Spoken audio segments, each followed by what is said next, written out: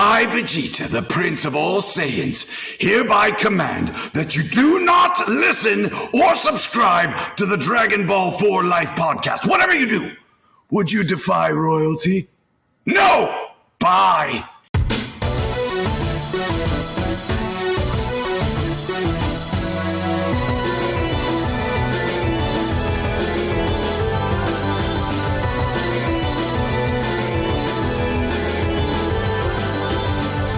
Anime, we have your attention, please, and welcome to another episode of Dragon Ball 4 Life, where you come for the content, but you stay for the culture. And it's Friday. You know what that means. We have another brave challenger that has decided to answer the Dragon Call. And this guest is very familiar with taking on emergency calls, but we'll get to that later. Before that, you know who we are. The deadliest backcourt in podcasting, the Fusion Dance Dons, aka the Mongods. I am Bro G, the Prince of all Sayings, Mr. Matthew Porter, aka Matty Ice, here with my counterpart, the Oob to my Majin Buu, my Den Day one, going from the lookout to the cookout of Mr. Troto Trav. Talk to the people, Trav. You know me. I stay chillin', and I love thy women like Krillin. And we back for another Dragoncall. Dragoncall. We are very excited. So in the lead, we had mentioned that our guest is no stranger to taking on emergency calls because he has voiced a captain in one of me and Trav's favorite animes of all time, which we're waiting to come back. Please give us season 3. We have a legendary voice actor, up and coming, a rogue, if you will, much like DB4L, out here blazing a fire force of a trail. See what I did there into the anime and voice acting world. A jack of all trades. He's a father of 2, much like myself. He's chased storms. He's built technology. He's helped engineer software. Ladies and gentlemen, this guest has the eye of the tiger. Mr. Josh Bangle. Don't ask no questions. It's not the bracelet. Snaps all around. Hey. What's going on, guys? How are you, good brother? How are you? Happy to have you here, Josh. Happy to have you here. Thank you. I'm good. Just living the life right now. You know how it is. Absolutely, Josh. But me and Trav were saying before you had hopped in, you've done so much, and we're super excited about having you on as a guest because we've been fortunate enough to catch a lot of voice actors who this is their full-time job. But much like us, you also balance doing voice acting with another 9-to-5. And we definitely want to like dive deep into, you know, that headspace with like balancing and what made you decide to want to like do that. And if that is something that you want to keep doing, or if you're looking to move into voice acting full time, we're going to get into it all. And then I had talked about the storm chase, and I'm super excited to talk about that. but because we are a nerd culture podcast, we obviously we'll start with the nerd culture stuff first. So before we get into like your crazy background of jobs and just everything that you do, what got you into voice acting? And through the millions of jobs that you seem to have had, was that always the main one, or did you kind of just like fall into it? Yeah, I mean, so it started, gosh, it's 2023. I think I've been at it for 6 or 7 years now, something like that. It's been a while, but I mean, I loved high school acting, or I liked like stage acting and stuff in high school, did a lot of theater, and was always told that I had a good voice. And of course I agreed. And so as I was, got out of high school, I was taking all sorts of jobs, whatever I could. And I don't know, I did a lot of odd jobs, right? I've waited tables off and on for like 8 years. I, like you mentioned, I did storm chasing as a side gig with a buddy of mine who is a phenomenal photographer. Now he shoots for Nat Geo. His name's Mike Meswell. He taught me to storm chase. We were roommates. He was a groomsman at my wedding. And so he helped me through that really cool little side hobby. I was a 911 dispatcher. I've sold cars. I've done just all sorts of different stuff. So at some point, I decided how much I missed acting. And I was like, man, I got to get back to my roots somehow. And I got back into theater in the Dallas area. And met a guy, and he was actually one of the friends of the original founders of Funimation. And so I used that contact to get a demo into Funimation. Before that, I had been I found a website called acx.com, and it's the Amazon Audiobook Creation Exchange. And so any anyone who's wanting to begin their voice acting career, highly suggest it. Completely free. You are essentially just auditioning for audiobooks that authors are looking for. That's super helpful.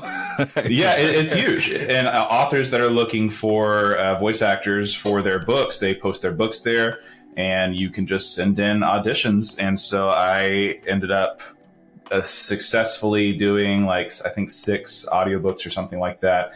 It's not for the faint of heart. It's daunting because you're responsible for all of your own recording, editing, producing, mixing, all of that stuff. So it takes some footwork, and it's a lot of time to put in.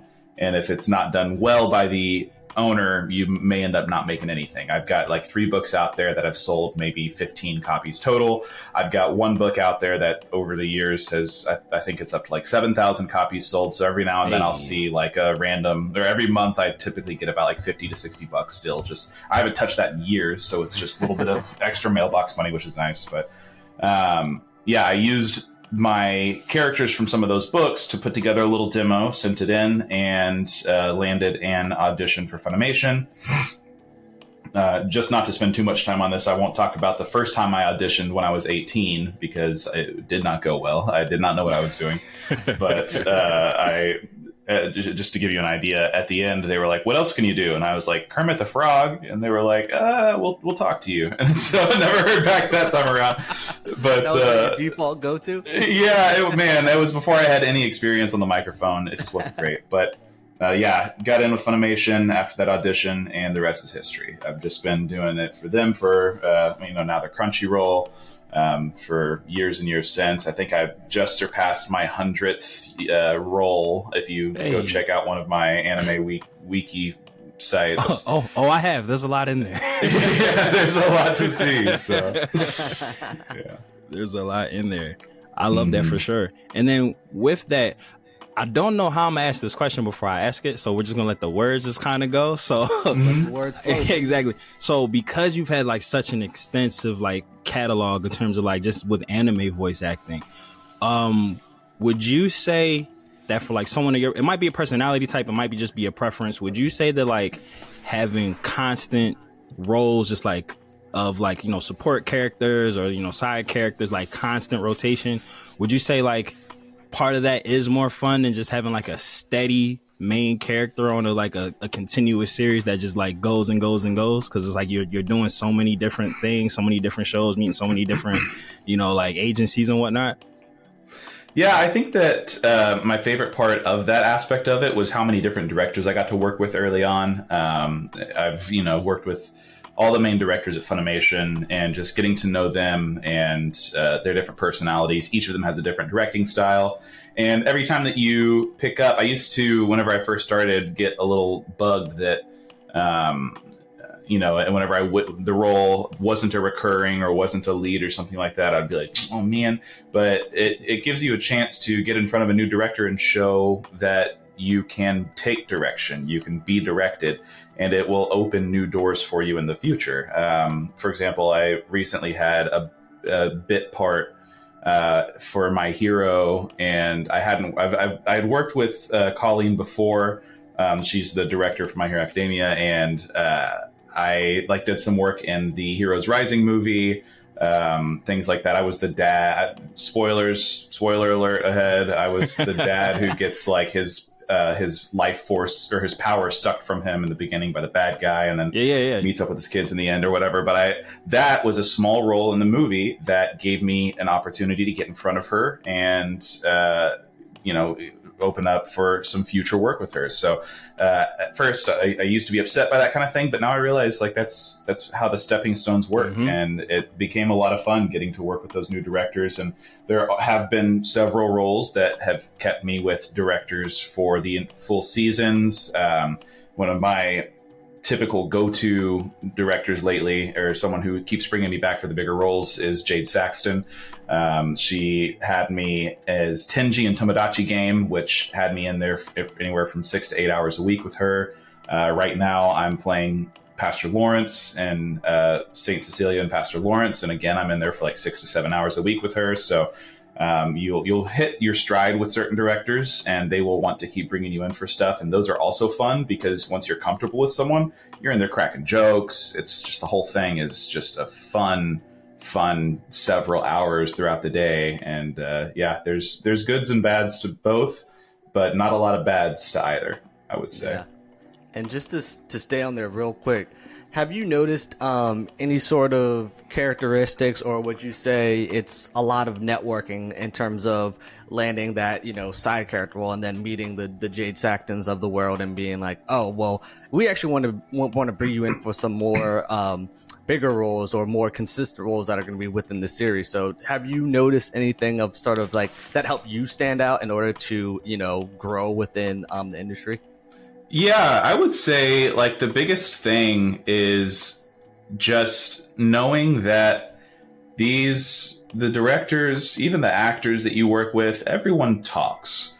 Mm-hmm. And you are no bigger or better than anyone else in the room, no matter what role you land. And you'll see the people who keep getting brought back for the bigger roles, they are the ones who don't act like they're getting brought back for the bigger roles. As soon as you start to show an ego or something like that, no one's going to want to work with you. It's obnoxious. Mm-hmm. And so, networking is absolutely important, but also just being a genuine, unique yourself person. Yeah, exactly. It's also just super important just to be chill, know that you're going in there for a job. You're not in there as a superstar. Like, just be yourself and people will want to work with you.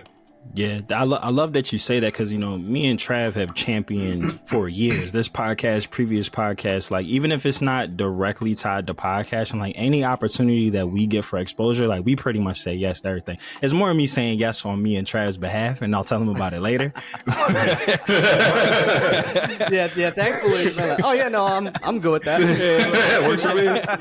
Yeah, but it's just like kind of like what you're saying, like there is no small rules, everybody talks. So it's like, yeah, like when we get like asked to like do like like a panel to talk to kids who are like trying to like up and come, or like to work with like help shout outs to Super Game Day, help with like a video game tournament. Like it might not directly be podcasting, but it's a chance for us to get like our face and name out there.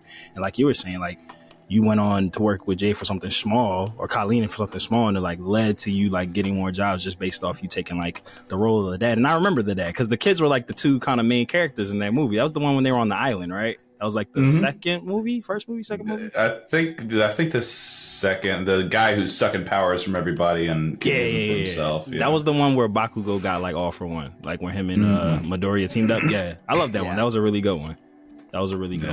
But yeah, I mean, I've been in the booth before and literally had another director pop their head in to talk to the person directing me and was like, hey, have you worked with so-and-so? They're like, oh yeah, they were great. Or like, hey, yeah, they were kind of So like, just be yourself, do your best. That's the best way to get more roles.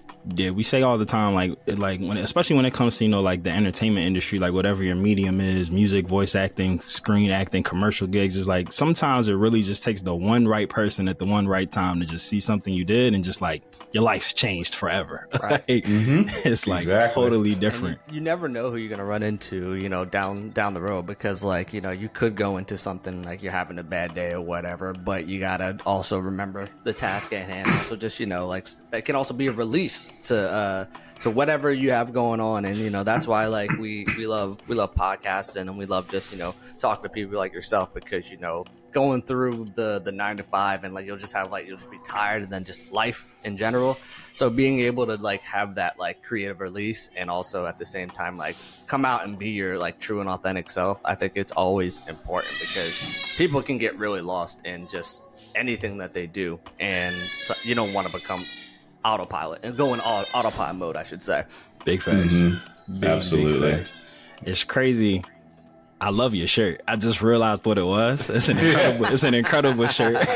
Until they sponsor me, I won't drop their. Yeah, I will. This is Roosevelt's. Roosevelt's makes like badass like collaborations with all sorts of stuff. They've stepped up their game with some Disney collabs, some Pixar collabs lately. Damn, check them out. They are Roosevelt's. Give Josh and DB4L sponsorship. yeah, right. Seriously, we'll wear your shit too. We're gonna pause for a brief moment from our ad sponsorship. Yeah. I wish one day. Right, look, manifesting. Well, Josh, just sticking with your voice acting career before we move on to everything else that you've done, and I definitely want to get into like you balancing out like 9 to 5, fatherhood, as we just got a cameo from one of your babies. I was worried y'all heard that. Was there for any of the roles that you auditioned for, was there ever a series that you were like a fan of prior to the audition, or is it just like everything is just kind of like it just comes to you? Yeah, I mean, I think that way back in the day, I auditioned for but didn't land one of the Dragon Ball spin-offs or extensions that they had done. But outside of that, man, honestly, I am actually not huge into keeping up with like current active anime. There's so much anime out there now. There's like about that all the time. So much of my watch list. Every season there's like 14 brand new shows being adapted, and so it's just so much to keep up with that at this point I feel bad, because a lot of times like I'll get pulled into the booth for a character who's only going to be on like 3 episodes or something, and I'll walk out after the recording and I'm like, I have no idea what show I just read for. Like, I'm going to be in this show, and that's cool. So there's like, of those 100 something on that list on my profile, I've probably only actively announced like 12 of them throughout my career, because those are the only ones that I really keep up with or know. So yeah, unfortunately, I've yet to land in like a dream anime. At this point, it's just been a consistent incoming of brand new shows over and over again at this point. So I mean, you got some big ones under your belt. Yeah, I got a few for sure. Yeah. What would you say, Trav? Do you have a list of anime that you have not yet voice acted in, that whether it was a large or small role that you would love to be a part of? Oh man, luckily I actually so Chainsaw Man. I did actually end up. I'm Violence Fiend in Chainsaw Man, so that's going to be a great character. Yeah, I'm excited for when season 2 begins and all that. Really excited to get into that one. So that's probably the main one, right? That's like an active current one. I'm not sure where the Dragon Ball world is, but as a kid, I grew up with Dragon Ball Z, just like everybody else. And if I could ever find myself in that universe, that would be pretty sick. But outside of that, I'm not super up to date on like incoming or current anime at this point. Like y'all mentioned, I got a lot of stuff going on in my life right now that unfortunately right. I can't be too active in it. I wish I could. All right, man. Take care of the important things. Is what I always say. Has someone ever come up to you about like a role that you voice acted in, and at the moment you don't remember it, so you just kind of like, oh yeah, no, thank you, I appreciate it. Yeah, it happens on Twitter sometimes. Somebody actually, it was like just a couple weeks ago, tagged me and they're like, hey Josh, did you voice this character in this show? And I literally had to go in and like watch a scene from it to see if I remembered voicing it, because I had no idea. And it was just like one of the random like that one time I got blah blah blah as a this or that during this period of my life title, and like, you know how all the anime titles are now. Oh yeah, like my life is a vending machine. Like, yeah, and I was in that one recently. Reincarnated as a slime. Yeah, exactly. It's like one of them started it, and now all of them are like 14-word titles. But I have had that happen a couple times, and I feel terrible every time, because I'm like, man, I should really know this better for the fandom. You just need like a Getty stock response to characters that you don't know. Like, yeah, I had a blast. I'm so glad that it came across in my performance. Exactly. It was great doing insert verb. Yeah, exactly. It's like, I love seeing when NBA players get drafted and they forget to put the brand that they are sponsoring. They'll be like, my suit was just washed and sponsored by insert brand here. Hashtag Tide. Like. Now, you know who does that, who I love? Like when Kawhi does like his post-game interviews, he's either Gatorade or Powerade. I always forget. But like whichever one they have on the table that's not his, he always like knocks it off the table. He's like, That's hilarious. He's like, yeah, they not paying me. Like, get this out of here. But to circle back to Violence Fiend really quick, guys, because I think we all love Chainsaw Man, and we definitely are going to pick your brain about Fire Force as much as you can tell us or know at the moment in time. When I went through like your credited roles and stuff, I don't know if it was by accident or intentional, but you seem to like get characters who like develop cult followings. Like they might not be like the main character, but it's just like they're like the everyman's champ, like the character that everyone like, oh, yo, I love this character. Like when you're voicing for like Violence Fiend or, you know, on Fire Force, when you were like Ho-Yan Lee, like do you feel that? Like, oh, this character is going to be big. Like, the people are going to love this guy. Or you just kind of just like, oh, yeah, just another day at the office. Yeah, I mean, I knew that with Violence Fiend, as soon as I got the email that they wanted me for him, I did a little bit of research, and I saw that he was just, like, the goodest boy, and everyone, like, really, really loved that. So I was excited to get into him. With Lee from Fire Force, he was a shock because in my mind, yeah, exactly, and a lot of people do, and so people have been asking for some Lee artwork, and so I'm talking with my artist right now about getting some commission for him. So hopefully, I can have him at some future signings. Goodness gracious, poor thing. Yeah, but I mean, as far as he went, I thought that he was a smaller character in the show, and he did keep coming back, which was awesome. It was, I think, unfortunately, the last time that I worked with Kyle Phillips. I haven't been with him in a minute, but he, just kept on. Poor wife right now. You will hear me. I know. He just kept on, his arc as like, I guess, small spoiler alerts, as like he lost his arm and became sort of a small hero for the show kind of thing. He just kept on getting sort of bigger and cooler and things like that. Just it's fun to actually be on a character who really sort of develops themselves. I've had some really big characters who are just kind of stagnant. I would say that like Lizard Priest throughout Goblin Slayer, he doesn't have much of a development outside of finding his love for cheese. But he ends up just sort of being, he's the deep voiced stoic hero who's always the blah, blah, blah. And so he's never develops. I love characters that have a good true arc and sort of are different by the end. Absolutely. Yeah. I'm not shy at all in Travel. No, like I have like a personal vendetta against like main characters. I don't know if there's like a diagnosis for that, but like the Goku, you never like them ever. It's the plot protection I think that bugs me. Like you were just saying, Josh, like characters who like are allowed to get flushed out because they don't have to make it to the end. Like I really like kind of gravitate towards them. Like I think it started with Digimon because Matt, obviously because we have the same name, was like my first favorite. Like him, like Matt and Misty of Pokemon. Like I always like just kind of gravitated towards them. Like Ash and Ty. Bleh. I think all of us kind of gravitated towards Misty. Oh, 1000%. 1000%.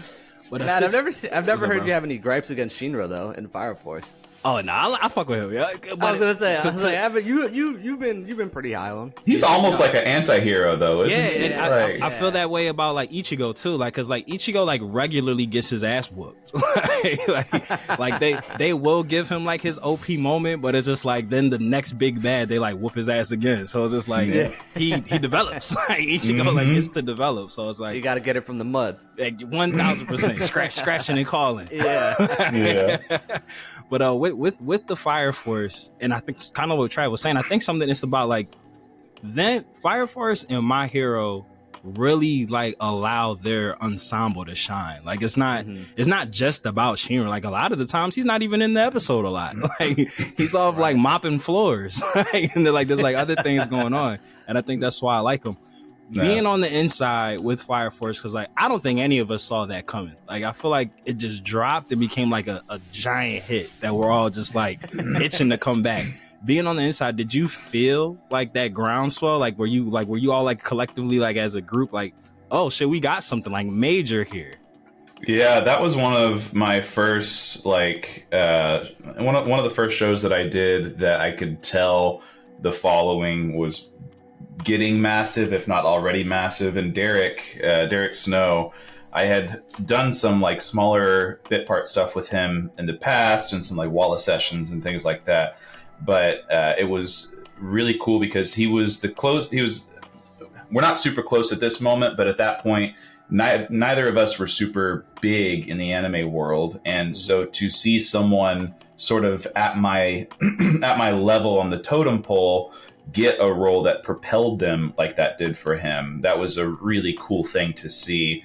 And that's something that just sort of random to say, I think is really important to do in any industry like this. If you see someone around you succeeding, having any sort of ill will towards that is only going to drag yourself down. But as soon as you see people in your circle succeeding, the best thing to do is to cheer them on and support them. And so seeing that was a really cool feeling. And I could tell that, Kyle loved the show. He loved putting his work into it. Derek was a massive nerd of the show whenever it was growing. He did everything he could to promote it. So yeah, we could tell that something special was happening there. And I was just really excited to just be involved at that point. That's amazing. Yeah, that's again, just we can't speak enough about, celebrating the wins for like other people, like, because like everybody has their day. It's not always about you, especially again this entertainment juggernaut. Like, there's so many people. It's so weird because like entertainment is such like a big part of our everyday life, but in terms of the people that work in it, it's kind of like a niche market. Like, it is a very specific type of person that is like can do this, like has the mental capacity like to do this type of job, because like it's a lot. Yeah, it's a lot. Like I've talked to Trav about it before. Like, I got into this because like my mom used to like make me do like commercial ads and stuff as a kid. Wish she wouldn't have kicked me out of it. Life would have been so much different. like I wish she wouldn't have like listened to my I wish she wouldn't have listened to my protest to stop doing it, and just like, no, you don't know. Like, great job, Mom. You listen to your kid. Damn supportive parents. I know. Yeah, damn it. I didn't know what was best for me. You listened to me. Damn. Like, right. I felt seen. Like, thanks a lot. But yeah, no. And I've talked to Trav about like, I won't say the horror stories, but like being on set is a lot. It's so much going on. It's like overload. It's overload. Like, so much is going on. Like, and then you got like, especially as a kid, you got like the kid wrangler. That's supposed to like, you got here and there and everything. Yes, it's like sensory overload. Like, yeah, you quickly. I was like, for commercial work, even I've done some like I think it was like Expedia or something like that. I was the main, and it was some like travel agency commercial, but I was like the main guy of the commercial, and realizing how involved every single aspect of it has to be, between like people handling sound, footage, directing, makeup. Everybody has to be 100% on. It's not like outside it may be like, oh yeah, he's like the lead of the commercial, he walks in, he's a star. It's like, no, everybody. I'm sitting changing in the bathroom of the restaurant. I'm like, just like every other person on set, we're all there to do a job, get this knocked out quick, get paid, and get home. Like that's all it is. Yeah, because those days can be long, man. Yeah, they're early too. Yeah, man. Like, we got to get this shot. We're losing light. Was it an adjustment for you to get back into it when you took a break from just acting in general, and then you had said you had missed it, and then you wanted to return? Was it like was it a good, refreshing feeling? And then was it also like, oh wow, yeah, I forgot that first day back? He's like, oh yeah, this is why I took a break. Yeah, I mean, as far as like the getting back to like a commercial set was wild. That felt very strange because I've done very little film TV throughout my life, and so that was an adjustment for sure. Whenever I got back just into theater in Dallas, I started at a place called Pocket Sandwich Theater, and they are like this tiny but really well-known sort of like familial theater that I did like a Christmas show. I did Scrooge with them. And so that was my first show back into theater, and that took some adjusting because I just didn't know what the semi-professional world was like. I didn't know what to expect or what the other actors were like. And there's also something very disconcerting when you're starting theater and every audition you go into, like you're sitting there sort of like looking around awkwardly. You don't know anybody. And then you see everybody coming in. Hey, so they're giving each other hugs and you just feel like sort of an outsider. So yeah, starting out, it's I'm Josh. Nice to see you. Yeah, exactly. I did an audition for a Coke commercial one time. And it was just like a giant cattle call. There were probably 40 or 50 of us in this building, just looking over scripts and all this stuff. And none of us, like, people are going in, out to like where the directors are and then suddenly this guy walks in and just sort of burst through the door, and he just looked like money. He looked like big bucks. Then the director comes out and meets him halfway through. Hey, Johnny, good to see you, man. I'm glad you could make it. It literally said, how are the wife and kids? And I'm like, why the fuck am I here? Everybody like, said, let's wrap it up. Yeah, like, we know who's getting the damn role. And so, yeah, getting back into it, you definitely... Always a Johnny. Yeah, it is. We all want to be a Johnny. Yeah, but getting back into it, you definitely feel sort of like an outsider, and there's a lot of adjustment to do. So, absolutely. Well, staying on that theme, and like when you took that break and were just like just living everyday life, was that before or after you had kids when you had took like the break? That was before. So I mean, I didn't touch acting from like essentially my senior year of high school, 2010, aging myself, and then I didn't actually. My senior year was 2009, so I'm right with you, bro. Nice. I was 2010 as well. Let's go.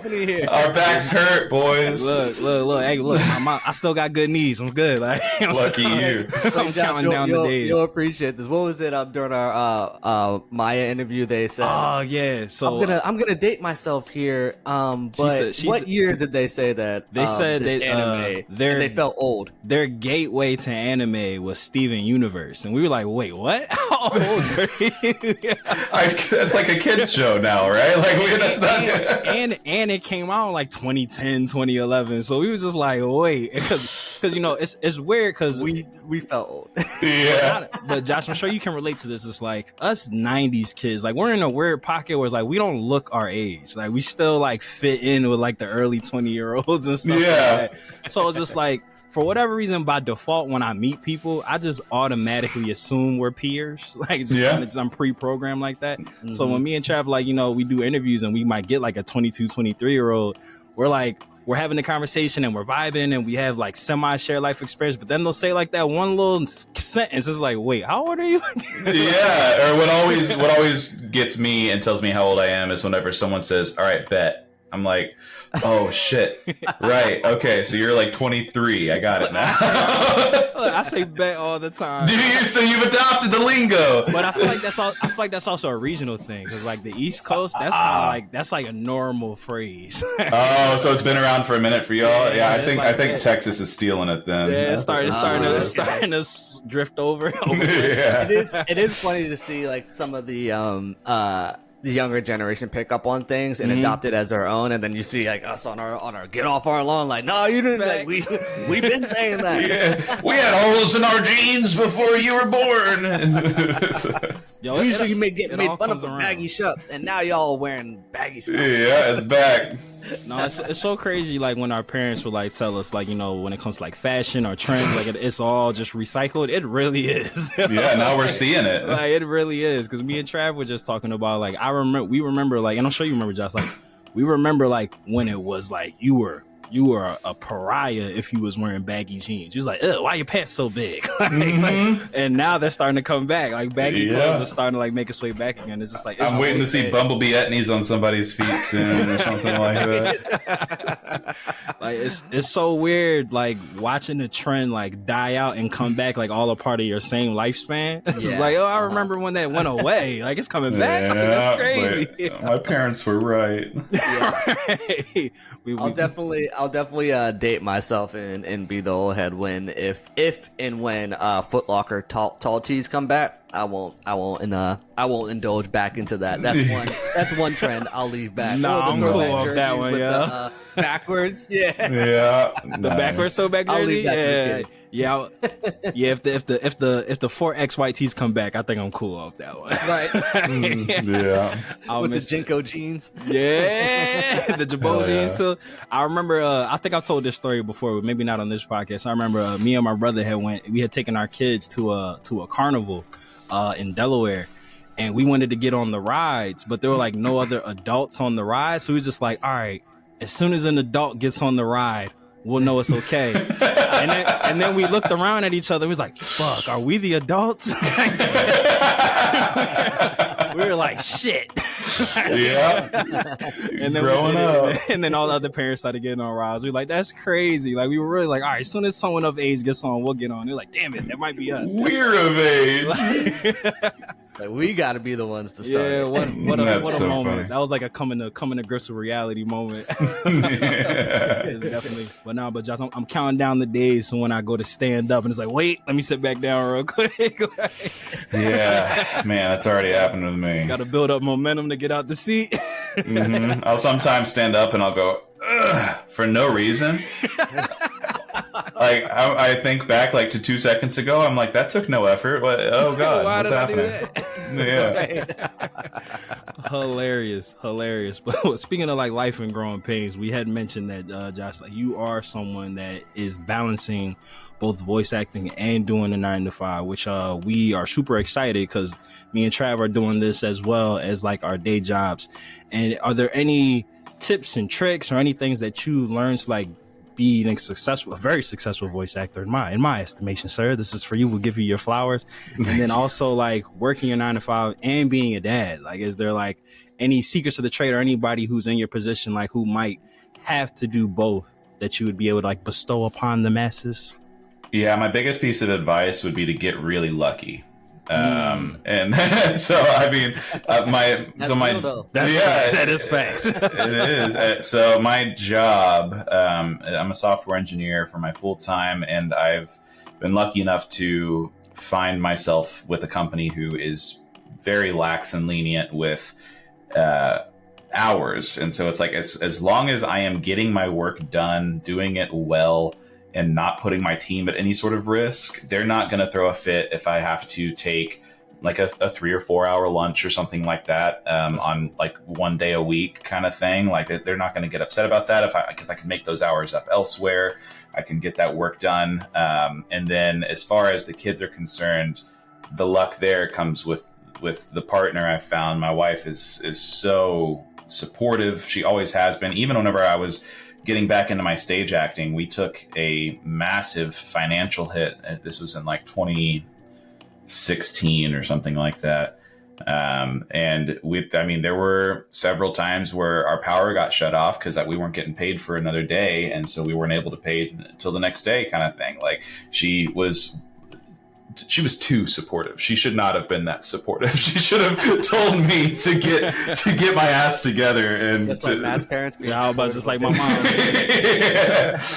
But now she powers through. Like if there's days that I'm gonna be, because I work from home the majority of the time for my software engineering, and That's clutch. whenever I have to go in for recordings, I am an hour and a half away from home because we live an hour south of Dallas, and the recordings are north side of Dallas, so it's a drive. And so she champions through with the kids. I do my best to make it up for her, giving her free time whenever we can, making sure that she can go to the salon or do whatever she wants to do whenever we've got the time for it and the money for it. And so yeah, it's essentially finding a support system. You're not going to be able to juggle life that well without setting yourself up for success with the people around you. So that's the only reason that I succeed with it, I think, is because of that.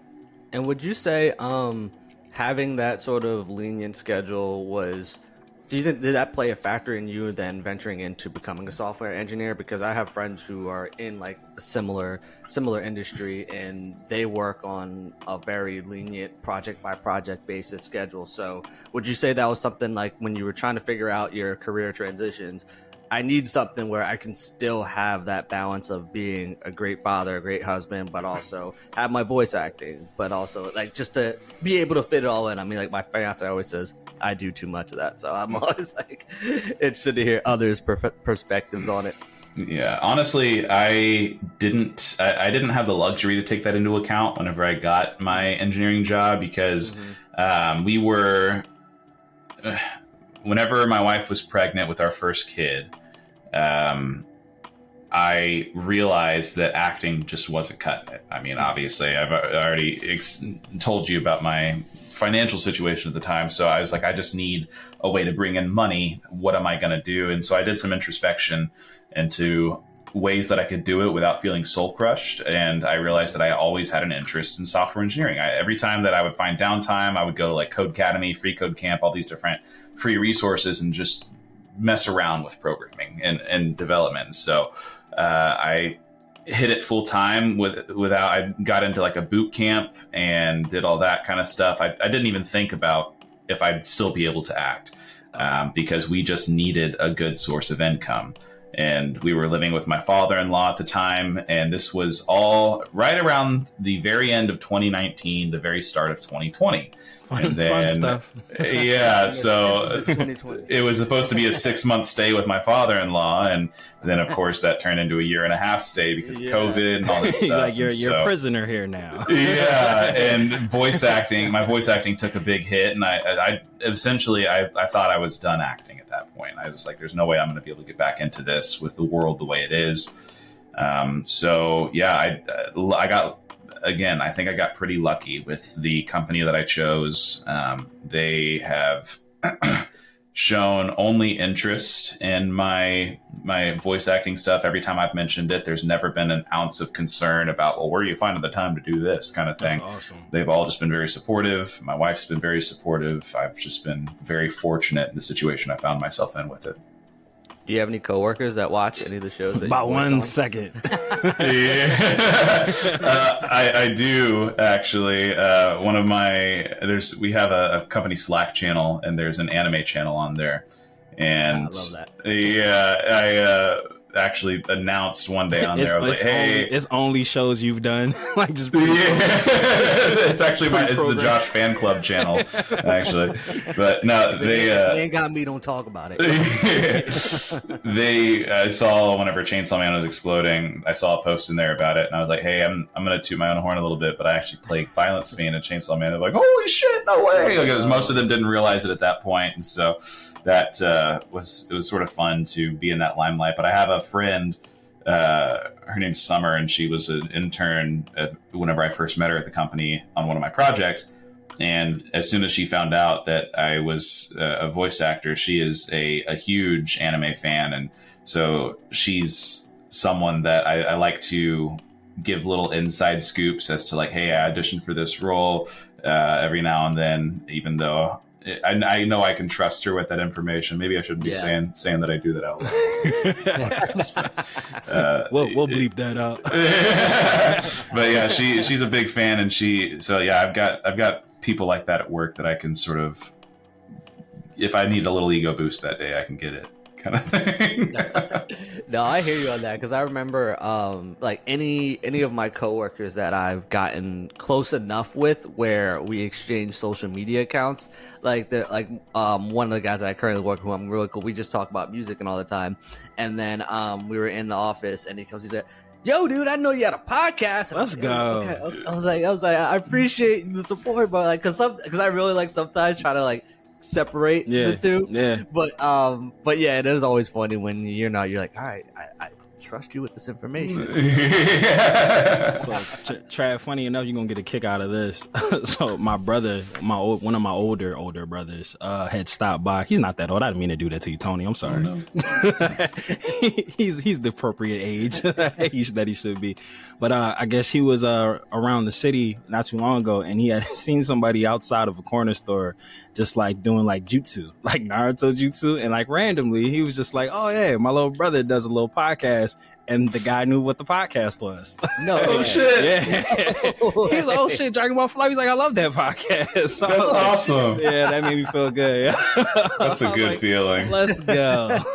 We want people to do that in public, to do their Naruto jitsu. Yeah, I was super excited about that, Josh. But you had mentioned something about like COVID times and whatnot, and like the voice acting and everything. And my 9 to 5 is very similar to you. Like they're very accommodating with like a lot of stuff, which is super helpful. With that, because me and Trav have talked about in the past that, like, you know, maybe in like the late 90s, early 2000s, like everybody was kind of like instructed to, like, if you want to get into Hollywood, you got to drop everything and leave, like quit your job, become a suffering artist, go wait tables, like entertainment. Entertainment is life. But now it's just like, you know, like people like you, people like us, like we're able to do the balance.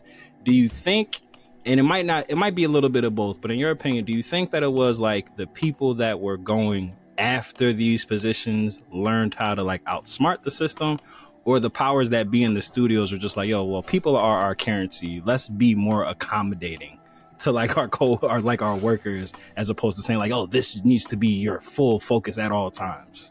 Yeah, I mean, with anime voice acting specifically, Funimation and Crunchyroll have always actually been really good about working with people with full-time jobs. Awesome. Because like they have an entire night crew that record from like 6 to 10. Mm-hmm. And so I've had times where I've been, you know, doing my recordings from 6 p.m. to 9 p.m. or like 7 to 10 kind of thing. And so they know that if they want to have a wide talent pool, they're going to have to be accommodating that kind of thing.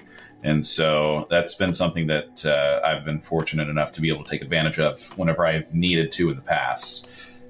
So yeah, they definitely work to make that a possibility. Shout outs to jobs who are realizing that they can't run without employees. Mm-hmm. Absolutely. It's like, I don't need to be here.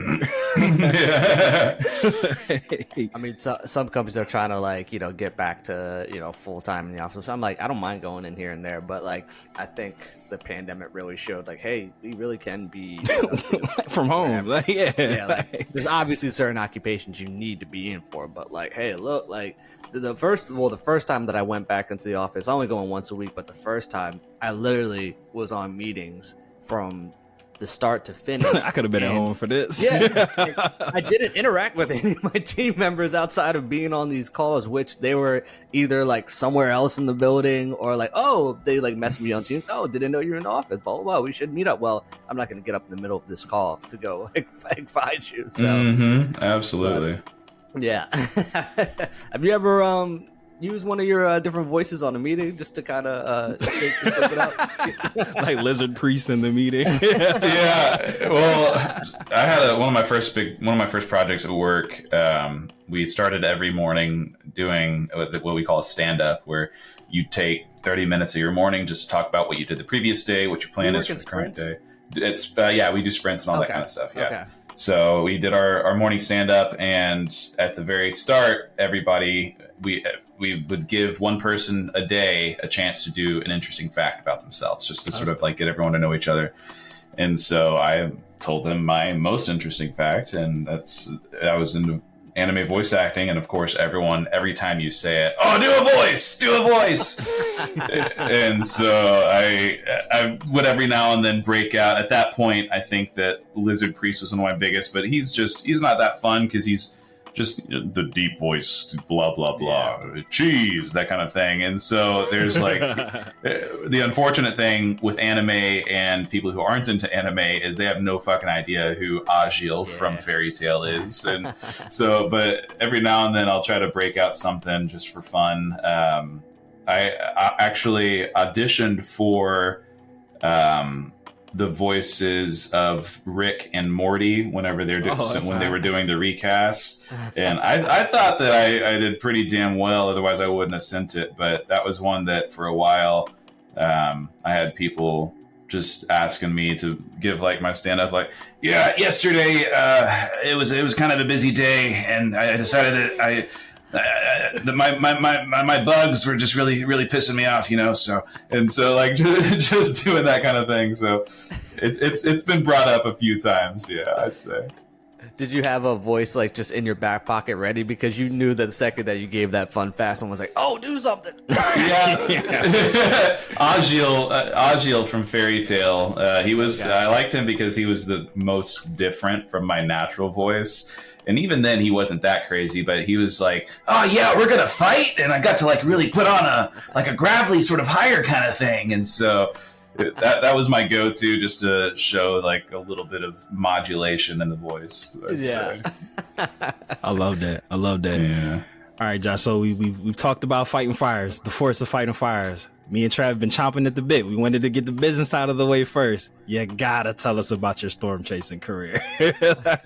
Yeah, so I don't know that I get to call it a career, because the only money that was ever made out of it was whenever like we'd get on a good tornado and be able to sell the footage to like a news station, and it would only like cover the cost of gas and food for the day essentially. But it was definitely an exciting time in my life. This was back in 2011 to 2012.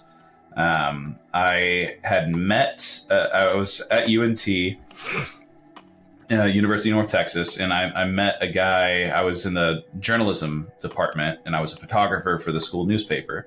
And one of the other photographers, we hit it off and ended up actually becoming roommates. We moved into an apartment together, and he was super chill. We got along great, but he was also a professional photographer, and he really loved storm chasing. And so he started taking me along with him and taught me the ins and outs, how to really know how to read a storm, I became his navigator. And so I was always watching maps, telling him where to turn, what to do. And I've actually, I don't know, are y'all able to see pictures on here? So I know on our side, because we're the host, there is like a share screen option. I never know what the guest version of Riverside looks like. Okay. It should be. I don't know. Because if I'm able to, I've got my biggest story. You know the show Storm Chasers? Hell yeah. I had chased with those guys a couple times. I've had the opportunity to. And there was a time where Mike couldn't go with me. And it was going to be my first solo chase. And so I'm finding this picture right now. It was going to be my first solo chase, and Mike was like, just be careful, And so I get a buddy of mine. He's going to be my navigator. And then another buddy from work who just wanted to come along. And we are going to our staging area, because you always find somewhere, like sort of the general like radius of where storms are likely for the day. Mm-hmm. So we go to our staging area, and the TIV is there as well with just a little bit of crew. And I had chased with them before, and my buddies were like, "Oh, can we go meet them?" And I was like, "Yeah, sure. Let's go say hi, see if they remember me." And so luckily they did, and my buddies went over to go talk to. I can't remember the main guy's name for the TIV, but they went over to go talk to him, and I went to meet their meteorologist just to see what their sort of game plan was for the day. Yeah. And we had the same game plan, and I was like, "Hey, can I tag along?" And they're like, "Yeah, sure." And it was off season, so they didn't have their film crew or anything with them. I think they had like one vehicle filming with them. It wasn't like their full setup as usual. And so, off season, the off season for tornado chasing. And so I'm in a two-wheel drive Jeep Grand Cherokee, like a 1995 Jeep Grand Cherokee, and following along with these guys. My number one rule with a two-wheel drive vehicle is I was never going to get on a mud road during a storm. I didn't want to get stuck, obviously. And of course, we're on a tornadic storm, and the TIV turns down a fucking mud road.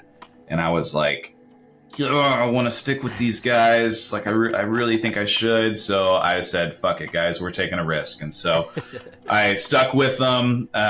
We got all sort of situated on this, like, barely enough room for 2 cars, mud farm road. And we had this beautiful view of this tornado coming at us. Let me see if there's a way for me to show you what our view was. So at the bottom of my screen on the interface, there is a share button, but like I said, I don't know if everybody can see that. Yeah, I've got share screen.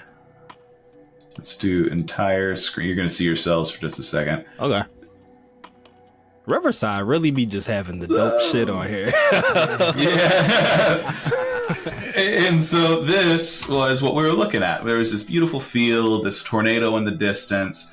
Can y'all see what I'm showing? Yeah, exactly. This is a DB4L first, people. Yeah. And so this was coming at us, and we had gone down the dirt road, and then everyone kind of maneuvered to turn back facing the main road that we had just come off of. I was looking at the back of the TIV with the main road beyond them. And so we're sitting there, it's coming towards us, and my buddies are getting nervous. They're like, hey, we need to get out of the way. And I was like, they know what they're doing. Like, whenever they move, we'll move. They didn't tell me they planned on intercepting. They wanted to literally be inside of the tornado. And so I see the spikes start to lower down out of the side of the TIV. And I'm like, are you fucking kidding me? And so I have to, in my 2-wheel drive Jeep on this muddy road, get down into, like, drive sort of down into the ditch to get around them because they were dead center on this road. Yeah. And so I had to, like, barely got out of the ditch in this car to get around these guys. And at this point, the wind is insane. We've got just mud on the entire side of the vehicle. You can't see the tornado out of our windows anymore because it's just a cake of mud that got blown up onto us. Branches and limbs are hitting us and stuff. And I remember as I'm driving to get back to the main road, I passed a small white car that was a distance ahead and sort of a safer spot. And I, like, again, had to, like, get around them, and then got on the main road, snapped another cool shot. This was... my camera did not handle low light well, so forgive the noise, but the actual outer wall of the tornado, and it was just the inner vortex that was left. It was just a really cool shot after it had passed. Yeah. And I called my buddy afterwards, Mike, and I told him how crazy what had happened was. We kept on this storm with the TIV for a bit, and when we got to our next stop, one of the guys got out of TIV, ran up to our car, and I thought he was going to check on us. He goes, "Was that close enough for you?" And I was like, "Are you fucking kidding me, dude? You almost got me killed." But a couple weeks later, my buddy Mike calls me, and he's like, "You dumbass." I was like, "What?" He goes, "You did not tell me how close you got to that tornado." And I was like, "What are you talking about?" Somebody in that white car took this photo of... That's me and my Jeep. Holy shit. And the actual tornado behind us. I'm driving, and this is the car that we had gotten past. And my buddy Mike was friends with this photographer, saw this photo, and tagged me in it. You gotta hang this up in your house, bro. This framed. it was not good, but yeah, that was maybe about 40 yards behind us at the time. And it was nuts, but that's crazy. That was my craziest storm chasing day. You said your wife has been very supportive. Now that you are a father of 2 children, do you think that if you said, "Hey, I want to go back to storm chasing," do you think she'd be as supportive? We were drunk with some friends a couple weeks ago, and they asked if I would take them storm chasing, and I looked over at my wife with my beautiful drunken eyes. Don't even think about it. And she just... I was like, all right. It's like, I think you know that. Yeah. She's like, if I have to respond, we have a bigger problem. Yeah, exactly. That's Just enjoy the crazy. drinks and that's it. She be like, oh, it's probably on demand or on Netflix or YouTube. We can pull it up. Yeah, right. You can get your fix through other people. Live vicariously for this there's a one. thunderstorm. Just you can stand out on the porch. Or he and said, take a photo. It's all right. Next not you. time it rains, we're gonna put it on Netflix, get shit faced drunk, and pretend like we're storm chasing. Yeah, exactly. And I actually did take her. We were together at the time. I have taken her on some chases, and she's gotten to see a tornado in person with me, and so That's fire. yeah, that's been pretty cool. That I mean, you kind of had to marry her and have kids because that bar set way too high for a date. Like you can't ever top that. Like marriage had to come next. Like how do you top taking your girlfriend out on a storm chase? Yeah, exactly. You could never go to Red Lobster again. Yeah. Yeah, what's up, nerds? This is Josh like Bangle, movies, or you want to see a Violence fucking tornado? Fiend, Lizard Priest, Agil, Weave, Fire Force, all sorts of them. You're listening to that's crazy, DB4 we Life. could talk to you all and day. shit. What else we was I would supposed love to to say? have you Was back. that We it? say all the time that any guest that we have on, you're a forever guest here with DB4L family. So before we let you enjoy, it's funny because probably you're one of the only guests that we might have actually asked every question. That never happens. Like we never get to Let's it. go. So I love it. And it's funny because the one question that we didn't ask, I was actually going to ask if any of your kids ever made like an unplanned cameo in anything that you recorded, and they did one here. Yeah, right there you go. Natural. It's just natural. I did get to take my little boy up to the studio with me one time because of conflicts with scheduling with my wife, and the director was like, take him in there for a second, and so we had him just give like a grunt or something funny in one of the shows. I don't know if it made it into the final cut, but yeah, he did actually get a little guest clip there. That's awesome. Yeah, you take that to show and tell, put the episode on, I'm like, yeah, that's me. Yeah, exactly. You heard that grunt? That was Leonardo me. DiCaprio. Well, Josh, before we let you enjoy the rest of your Sunday, please tell the people where they can find you, how they can support what you got going on, all that good stuff. Yeah, for sure. Josh Bangle VO all together is my Twitter, my X handle. That's where It's forever Twitter. it's Twitter. That's my Twitter handle. That's where I do most of my announcements and stuff. Oh, yeah. I hate opening up the app. It looks like I'm opening like a porn app. I know, It's just right? a giant Hey, I'm X on gonna my screen. go on my X.com. Yeah, come on. You gotta like hide your phone when you on there. Like, Yeah, you feel ashamed. exactly. Yeah, but Trust me, I'm just looking at ESPN. yeah, follow me there for any voiceover updates. I'm actually going to be, I don't know if this will get released in time, but I'm doing a signing, my first official signing in just a couple days in Dallas on the 23rd. So I'm going to be announcing where that's going to be. We're still finalizing a venue for a boba shop that's opening up. So I'll be selling some brand new first time seen prints for Violence Fiend, Goblin Slayer, all this stuff. So yeah, that's my main social media. Follow me there. Perfect. I love that. Trav, I always like to give you the final word for any final words of wisdom that you want to bestow upon the lifers, if you have any. I don't have any final words of wisdom, but Josh, you have our email if you ever want to, give us a sneak update. If you get a text, the role is going to be reprised season for 3, Fire little Force season in 3 in a action. certain season, We'll see. I won't say out loud that I will or won't, but we'll see. We'll see. My man, no worries, Yeah, no worries. and But if- no, we love doing this, and we love just and as you clearly saw that we obviously want to get to know the guests and have them be able to just talk more about just outside of just their voice acting. Absolutely. We loved hearing about how your storm chasing stories and how you gotta be a little bit more safe now with that. But we always say that once you're a DB4L guest, you're a DB4L guest for life. So For life. we appreciate your time, and we love talking to you, and we'd love to talk to you again. Awesome. Yeah, it was a blast to be here, guys. I appreciate it. Yeah, for sure, Josh. And if you ever find yourself on the East Coast, please hit us up. We would love to get a drink and talk storm chasing in the rain. Hell yeah. That sounds like a blast, man. Yeah, man. Well, lifers, we call you guys the lifers because you quite literally put the L into DB4L. So to stay up to date with all things Dragon Ball for Life, Matt and Trav, as well as Josh, just click the all-powerful link tree of might in the description. And like we say every day, whether you watch it or you read it, we all need it. So open up your nerd eye, and we will see you next time on Dragon Ball for Life. Bow. Dodon Ray. Shout outs to super producer Mikey and Love Paul. you, Mikey. Yeah, and Paul. And shout out to Yali. All Recover well. well wishes, positive vibes. Yes. Later, nerds. What's up, nerds? This is Josh Bangle, voice of Violence Fiend, Lizard Priest, Agil, Hoyan Lee from Fire Force, all sorts of them. You're listening to DB4 Life. And shit, what else was I supposed to say? Is that it?